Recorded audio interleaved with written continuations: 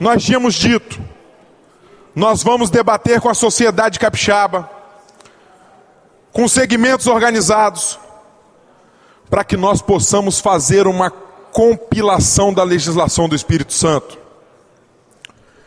Passava de 17 mil leis, muitas dessas leis ineficientes, ineficazes, sem aplicabilidade, sem conhecimento da população, em duplicidade, em triplicidade, 10, 20, 30, 40 leis falando no mesmo sentido, do mesmo assunto, e que as pessoas não tinham palpável para poder saber a que lei seguir.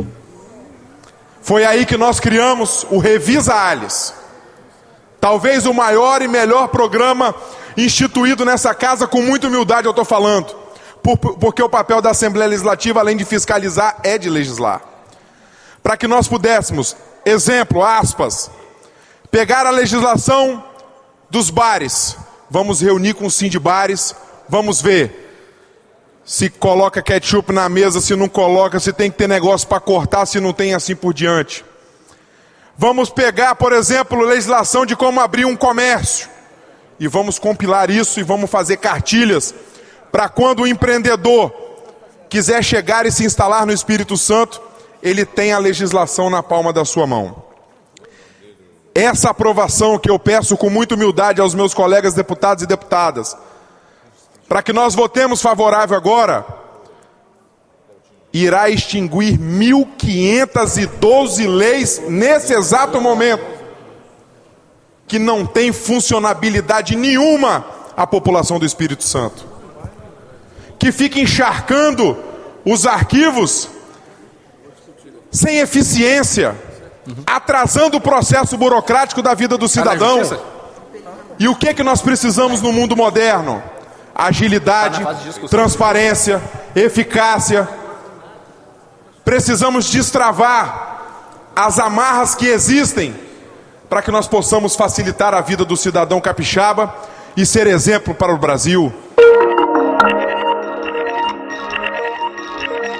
A reativação do presídio Pedra d'Água, é preciso que o governo do estado vá lá conversar com o povo da Glória, com o povo de Vila Velha, porque há mais de 10 anos nós já tínhamos feito ainda no tempo de vereador, nós fizemos uma indicação para aquela área se tornar uma área de turismo, ou seja, uma marina, um centro de convenções e um grande hotel. Não que o preso tem que sair dali, é preciso dar acomodação ao preso, sim, mas precisa saber por que Vila Velha. Tem tanto outro lugar em Vila Velha. E outra coisa, essa história de 500 presos, não demora só 1.500. Aí essa manifestação, nós fizemos lá em 2014, que o povo da Glória não quer a reativação do presídio de Pedra d'Água. Por quê? Governador, nós precisamos de um hospital em Vila Velha, isso sim.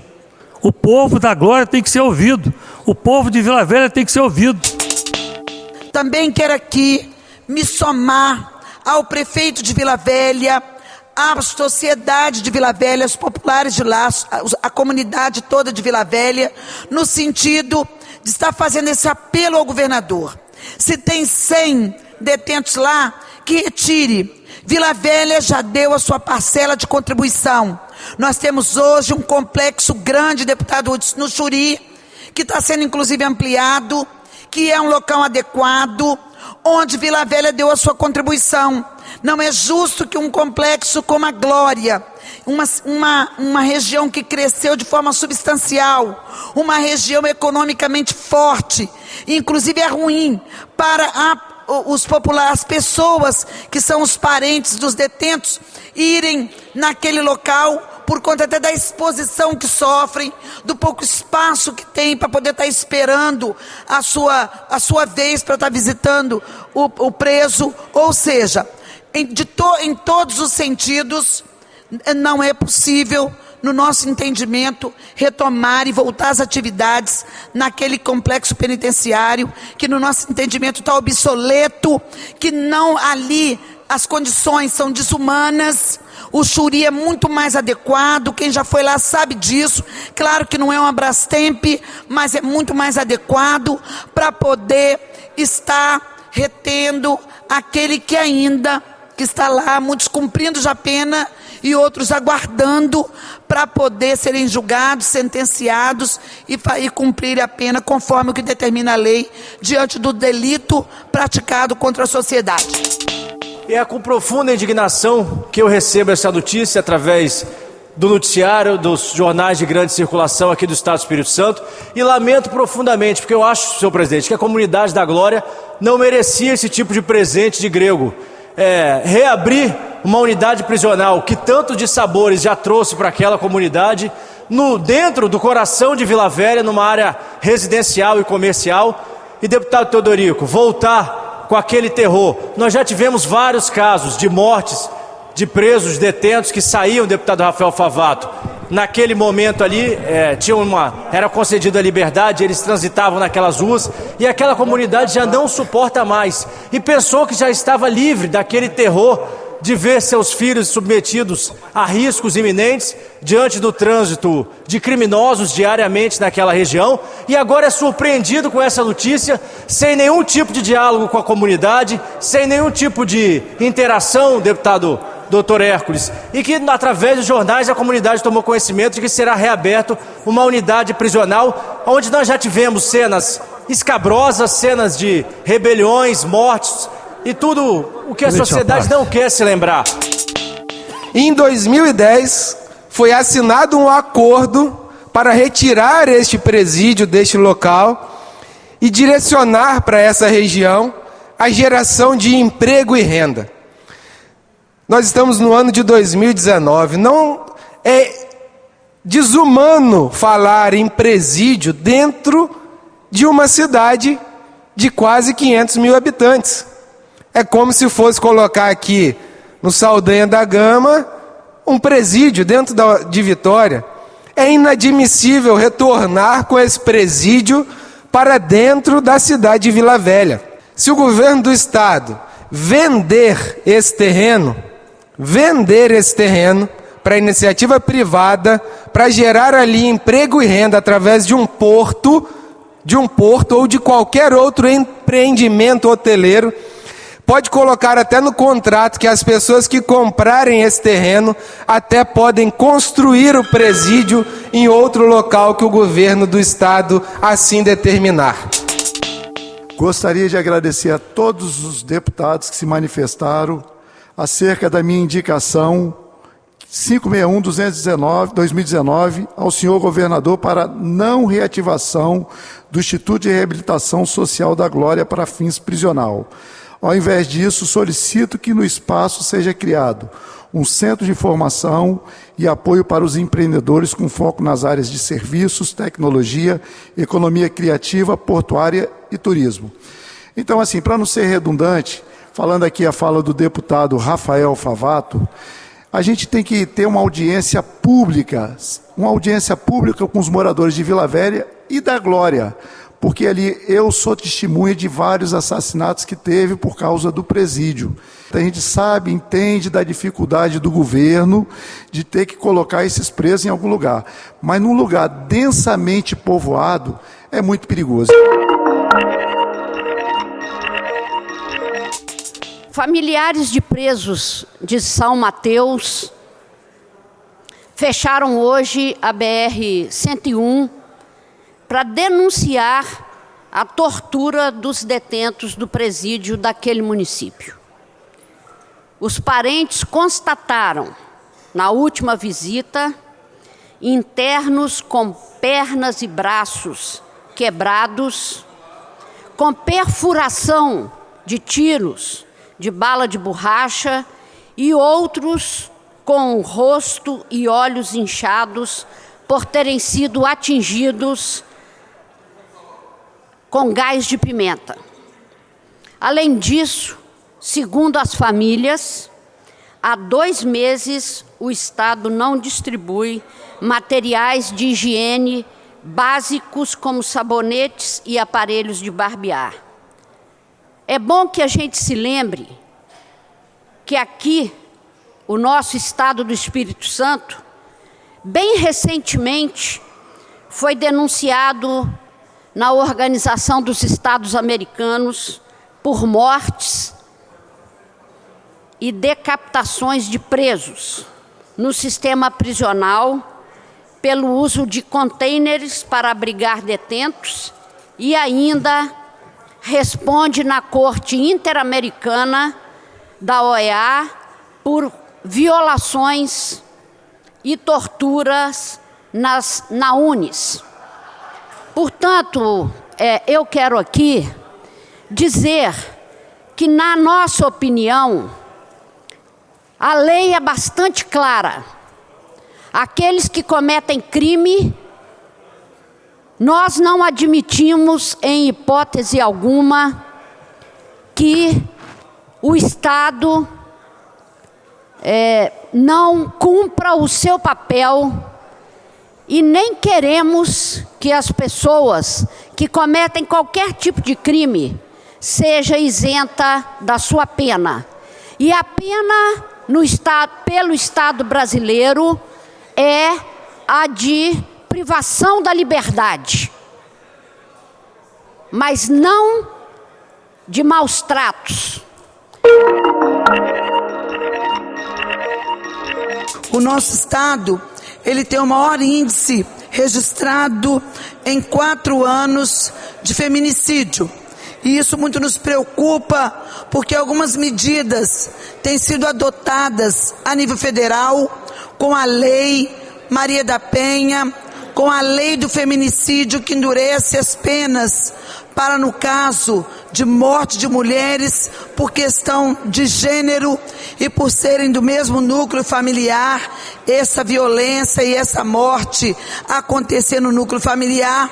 No entanto, apesar da legislação ser consistente, ser forte, nós ainda não conseguimos conter esse número crescente de feminicídio que acontece especialmente no Espírito Santo. E mais, o Estado tem adotado algumas medidas no sentido de estar fazendo um trabalho com os homens através do programa Homem que é Homem, de estar orientando. Temos várias esferas de participação de governo, onde existe um trabalho no sentido de dar um fortalecimento à causa das mulheres, e mesmo diante de todas essas tentativas, a gente não consegue baixar esses índices. E o que é que está por trás disso? Está por trás disso toda uma história de machismo, de um Estado que não avança no sentido das relações, de um Estado que, no caso especialmente dos homens, ainda insistem em resolver os problemas não através do diálogo, mas através da violência desferida contra nossas mulheres. A violência contra a mulher ocupa páginas e mais páginas em jornais impressos e minutos e mais minutos em telejornais. Notícias como essa, que não deveriam acontecer, vêm aumentando assustadoramente no Estado. E nós temos que ajudar na luta contra essa violência. A história da moça que foi espancada no Rio de Janeiro por um jovem, a jovem que foi espancada pelo namorado durante o carnaval em Dores do Rio Preto, as meninas que foram estupradas e assediadas durante a violência do carnaval na Grande Vitória, são notícias que estão se tornando comuns, que não deveriam acontecer. Nós não devemos ocupar as páginas dos nossos jornais com esse tipo de notícia. Eu acho que no estado do Espírito Santo, mais do que nos outros estados até, nós temos aqui, o homem tem uma noção errônea, né, de que ele é dono, é proprietário da mulher. A mulher é propriedade do homem. E isso não deve ocorrer. Que a Polícia Militar do Estado do Espírito Santo também tem um trabalho muito importante nesse sentido, de contribuir com essa sensibilização e redução da violência contra a mulher.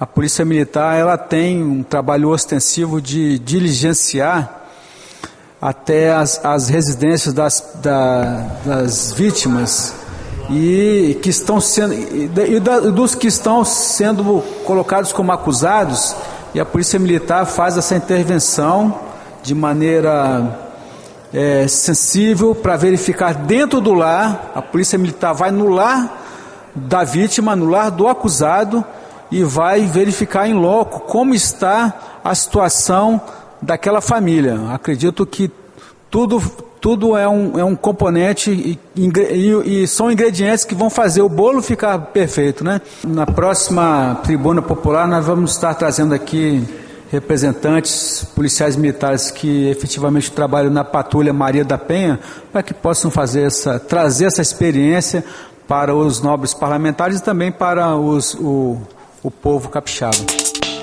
Era tanta notícia ruins, tanta coisas tristes de violência contra a mulher, que a nossa comemoração a gente deixou a desejar, porque era vários, depois eu vou falar os dados aqui, várias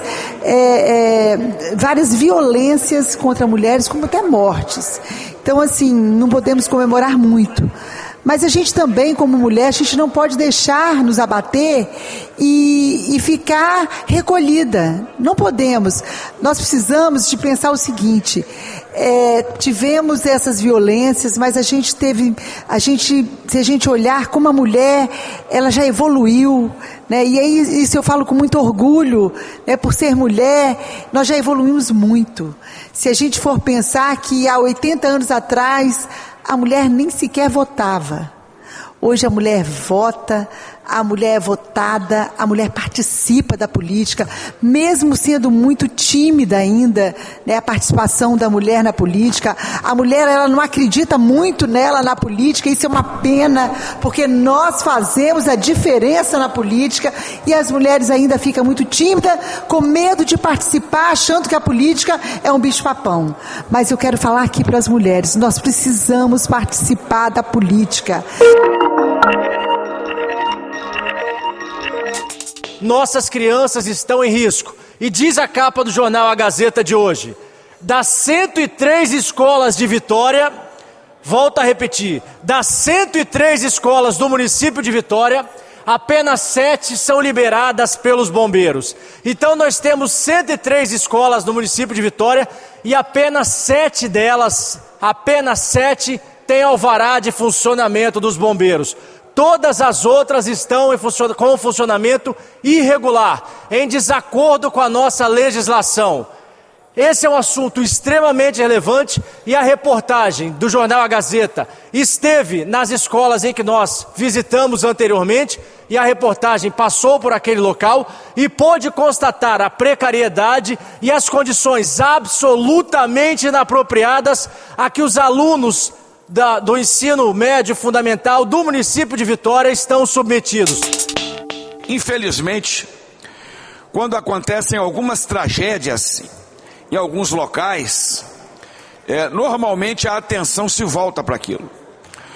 E a matéria ontem foi alusiva à questão da segurança em relação a incêndios, principalmente nas escolas que foram fiscalizadas e que foram vistoriadas, começando aqui pela Grande Vitória.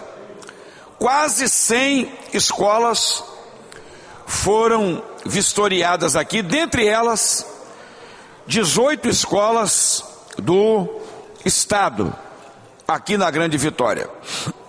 E na verdade o que aconteceu é uma amostragem daquilo que acontece pelo estado afora. A realidade não é diferente dessa amostragem que foi feita aqui. De 18 escolas estaduais que foram vistoriadas, apenas 2 têm o alvará de licença para funcionamento do Corpo de Bombeiros. Ou seja, é um percentual muito pequeno diante desse tema de grande relevância e de grande importância.